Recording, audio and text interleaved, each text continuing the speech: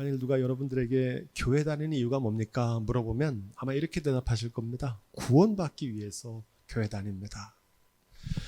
여러분, 그렇다면 구원이 뭘까요? 아마 선뜻 대답하시기가 좀 막연하실 겁니다.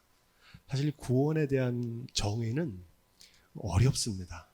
문자적으로 이 구원은 영어로 salvation이라고 하는데, 재난에서 구조하다, 위험에서 구출하다, 죽음에서 구원하다, 죄에서 구원하다는 뜻입니다. 라틴어로 셀베이토라고 하고 그리스어로 소테리아라고 하는데, 히브리어로 말할 때가 중요합니다. 예슈아라고 합니다. 예슈아. 여호수아라고도 하는데, 예슈아가 우리가 잘 아는 예수라고 하는 뜻입니다. 예수라는 이름의 뜻이 한번 따라해 볼까요? 여호와의 구원. 여호와가 구원하신다라는 뜻이 예수라는 이름의 뜻입니다. 그래서 이게 구원이라는 단어예요. 구원이 무엇이냐고 물어보면 신학자들이나 목회자들이나 다 대답이 천차만별입니다. 어떤 분들은 개인 구원, 영혼 구원에 초점을 맞춰서 구원이란 죄에서 구원받는 거고 개인의 삶이 하나님 앞에 거룩하게 변화되는 것입니다. 이렇게 말하는 분도 있어요. 어떤 분은 이 구원이라는 것을 사회적인 구원, 세상의 정치적인 압제와 경제적인 속박으로부터 해방되고 육체의 질병으로부터 자유함을 얻는 것이 구원이다. 이렇게 말씀하는 분도 있습니다. 여러분은 구원을 무엇이라고 고백하십니까? 아마 대부분의 사람들은 이 구원을 예수님을 믿고 천국 가는 것이다. 아마 이렇게 고백하실 겁니다. 정답입니다. 맞지만 성경을 깊이 묵상하면 그 대답만으로 충분하지 않다는 것을 깨닫게 됩니다. 앞서 말했던 것처럼 구원에 대한 여러 가지 의미를 담고 있기 때문에 한마디로 정의하는 게 어렵습니다. 하지만 만일 누가 저에게 목사님, 구원이 무엇입니까? 이렇게 물어보신다면 저는 분명하게 말할 수 있습니다. 구원은 주 예수와 동행하는 삶입니다. 한번 따라해 볼까요? 구원은 주 예수와 동행하는 삶이다. 아멘. 한마디로 임마누엘이라고 합니다. 많이 들어보셨죠? 하나님이 우리와 함께 계시다. 주 예수와 동행하니 그 어디나 하늘나라. 이 땅에서도 영원까지 어디에 있든지 무엇을 하든지 주님과 동행하시는 곳이 천국, 하나님의 나라인 줄로 믿습니다. 구원이 주 예수와 동행하는 임마누엘이라고 정의하는 근거가 있습니다. 바로 출애굽기 말씀입니다. 출애굽기는 구원에 이르는 여정을 기록한 책입니다. 한마디로 출애굽기는 성경적인 구원론이에요. 그래서 구원이 뭔지를 알려면 출애굽기를 읽으면 거기에 정확하게 기록되어 있습니다. 우리가 지난 1년 동안 매주 수요일 말씀학교에서 묵상했던 이 출애굽기는 바로 구원에 대해서 증거하는 말씀입니다. 그리고 어떻게 하면 그 구원에 이를 수 있는지를 우리에게 자세히 가르쳐주는 말씀입니다. 오늘 출애굽기를 마치면서 온 교회 교우들이 우리의 구원의 의미를 되새길 수 있는 시간이 되기를 소망합니다. 오늘 우리가 읽은 이 출애굽기의 5절은 출애굽기의 전체의 결론입니다. 출애굽기의 대망이에요. 큰 비전이란 뜻입니다. 성막이 완성되자 하나님이 성막 가운데 임재하시고 그들과 함께 거하셨다는 겁니다. 출애굽기 40장은 우리가 걷고 있는 구원의 여정의 최종 목적지입니다. 신앙생활의 최고의 경지는 하나님이 우리와 함께 하시는 임마누엘입니다. 이게 출애굽기의 메시지예요. 감리교회 창시자인 존 웨슬리는 이렇게 말했습니다. 한번 따라해 볼까요? 가장 좋은 것은 하나님이 우리와 함께 계시는 것이다. 아멘. 오늘 말씀으로 바꿔 말하면 이렇게 말할 수 있습니다. 성경이 전하는 모든 구원 중에서 최고의 구원은 하나님이 우리와 함께 하시는 구원인 줄로 믿습니다. 출애굽기를 우리가 잘 살펴봤는데 어떤 구원이 나옵니까? 모세가 갈대상자에서 나일강으로부터 구원받는 구원이 나옵니다. 그분 아니죠. 이스라엘 백성들이 하나님의 권능으로 10가지 재앙으로 6월절 구원 사건이 나옵니다. 홍해의 구원 사건이 나오죠. 너희는 두려워 말고 가만히 서서 여호와께서 오늘날 너희를 위해 행하시는, 따라해 보겠습니다. 구원을 보라. 뭘 보라 그래요? 구원을 보래요. 하나님이 하시는 구원을 보라는 거예요. 반석에서 물을 내시고 만나를 먹이시는 광야의 구원도 증거합니다. 하지만 출애굽기에 나오는 최고의 구원, 최종적인 구원의 모습은 뭡니까? 하나님이 우리와 함께 하시는 임마누엘의 구원입니다. 이게 구원의 완성이에요. 여기까지 가야 되는 거예요. 어떻게 하면 하나님이 우리와 함께 하시는 구원에 이를 수 있을까요? 이 질문을 품고 34절을 다시 읽어보겠습니다. 그 후에 구름이 회막에 덮이고 여호와의 영광이 성막에 충만하매. 아멘. 그 후에라고 하는 이 단어에 주목해야 됩니다. 하나님이 우리와 함께 하시려면 우리가 먼저 수행해야 될 과제가 있다는 겁니다. 그걸 먼저 해야 그 후에 하나님의 영광이 임하시고 임마누엘로 함께 하신다는 겁니다. 40장은 친절하게 하나님의 임재를 위해서 해야 될 일을 자세히 기록합니다. 우리 1절 읽어볼까요? 여호와께서 모세에게 일러 가라사대. 아멘. 하나님께서 모세에게 뭐라고 일러셨습니까? 성막을 제작해라, 이렇게 말씀하셨어요. 이 말씀을 어디서부터 하셨냐면 출애굽기 25장부터 지금 40장까지 계속 말씀하셨어요. 성막은 단지 종교시설을 건축하는 게 아니라 그랬죠. 성막은 하나님의 말씀대로 준행하는 삶을 예표한다고 배웠습니다. 성막은 훗날 성전이 됩니다. 그리고 신약에 와서 이 성전은 성전 되신 예수 그리스도의 몸이 곧 성전이 됩니다. 그리고 예수 그리스도의 부르심을 받은 성도들이 주님의 몸된 교회를 이루어 성전이 됩니다. 그리고 마침내 요한계시록에서 거룩한 성 새 예루살렘의 영광으로 이어집니다. 거룩한 성 새 예루살렘은 천국의 모형이 아니라고 그랬죠. 거룩한 성도들의 영광입니다. 성막은 성도입니다. 그래서 성막은 성도를 가리키는 겁니다. 중요한 사실은 성막이 말씀대로 준행하는 거룩한 삶의 예표가 되는 것처럼 성도의 삶은 말씀대로 준행하는 거룩한 삶인 줄로 믿습니다. 하나님이 우리와 함께 하시기 위한 조건이 16절에도 나오는데 우리 한 절이니까 함께 읽어볼까요? 시작. 모세가 그같이 행하되 곧 여호와께서 자기에게 명하신 대로 다 행하였더라. 아멘. 모세가 어떻게 했다 그래요? 명하신 대로 다 행했대요. 이 말씀 어디서 많이 보신 것 같지 않습니까? 우리가 함께 묵상했던 창세기 6장에 보니까 대홍수에서 방주로 노아와 그의 가족을 구원하실 때 하신 말씀과 동일합니다. 노아가 그와 같이 하여 하나님이 자기에게 명하신 대로 다 준행하였더라. 노아가 방주를 만들 때 말씀대로 다 준행함으로 구원받은 겁니다.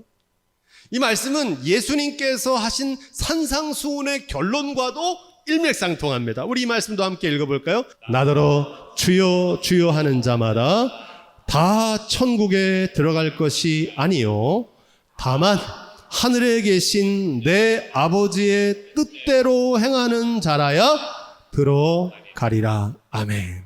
여기서 말하는 행함은 착한 일 하는 선행이나 좋은 일 많이 하는 공덕을 말하는 게 아닙니다. 말씀대로 준행하는 순종을 말합니다.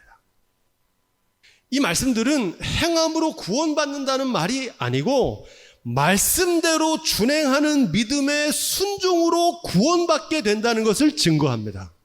행함이 없는 믿음은 죽은 믿음이라 그러는데 행함이 믿음을 입증한다는 겁니다. 그 행동을 보면 그의 믿음을 알 수 있다는 거예요. 믿음이 있으면 죽기까지 순종합니다. 하지만 믿음이 없으면 어떨까요? 곧 죽어도 불순종합니다.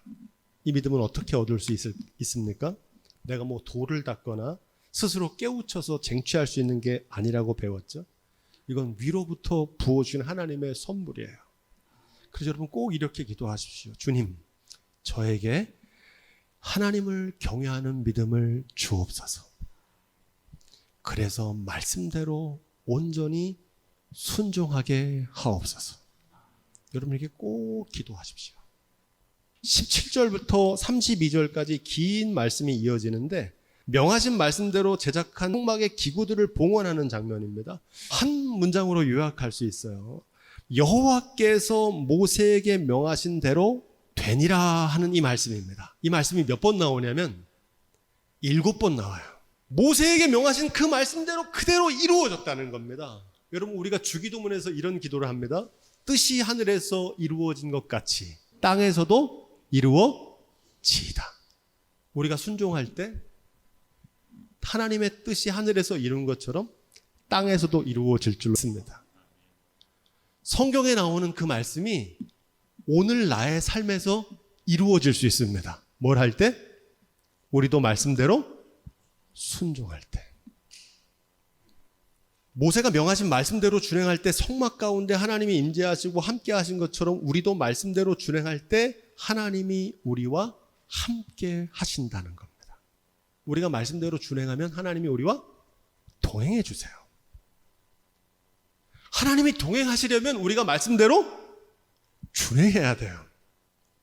로마서 2장 13절은 이렇게 말합니다. 하나님 앞에서는 율법을 듣는 자가 의인이 아니요 오직 율법을 행하는 자라야 의롭다 하심을 얻으리니.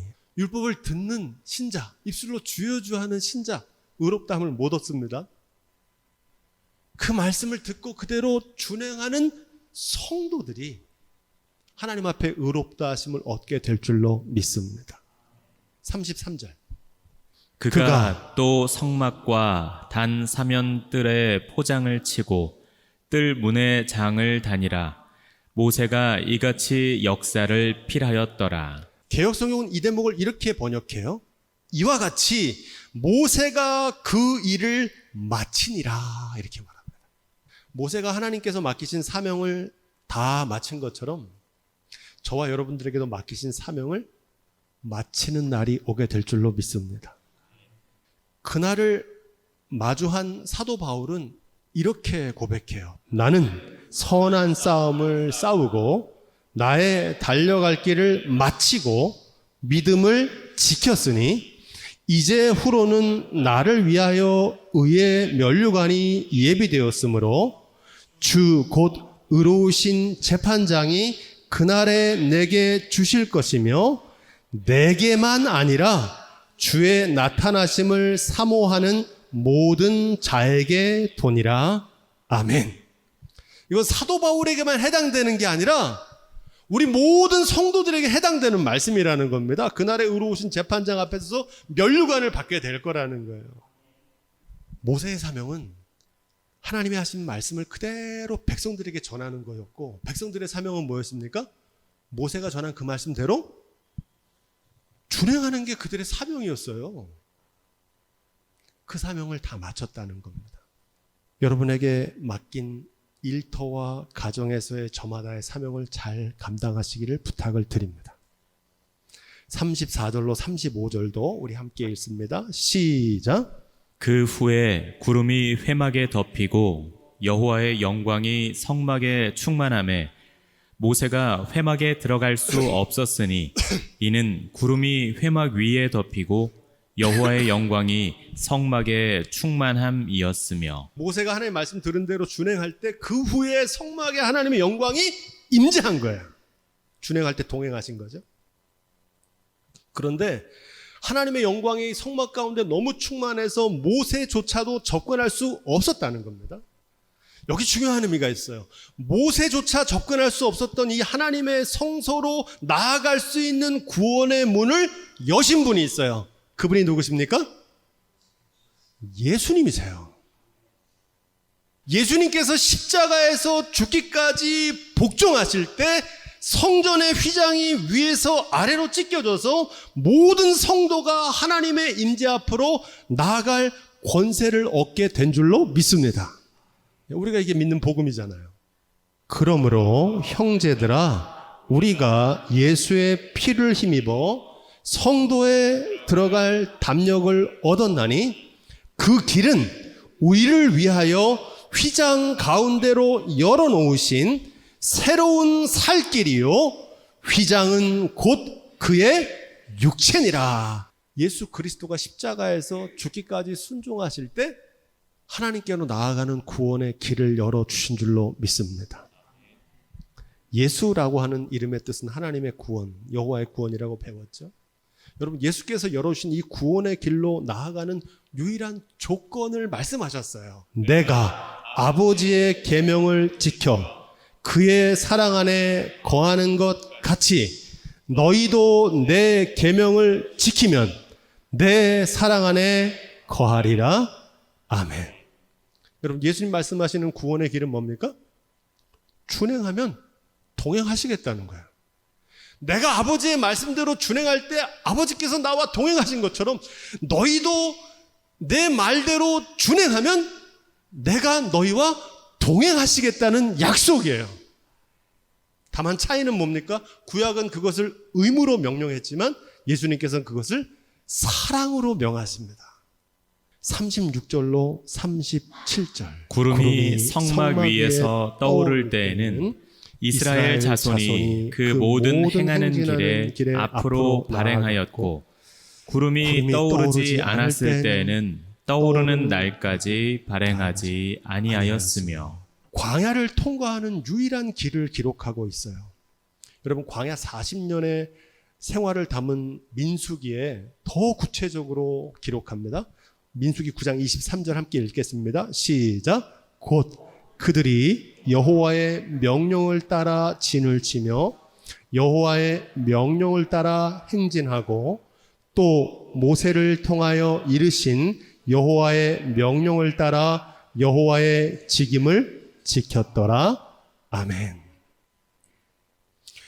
인생의 광야길을 통과하는 원칙도 동일합니다. 이렇게 통과하는 거예요. 많은 사람들이 하나님이 우리와 함께 하시는 임마누엘을 종종 오해하시더라고요. 주와 동행하는 삶은 내가 가는 길마다 주님께서 따라오시는 건 줄 알더라고요.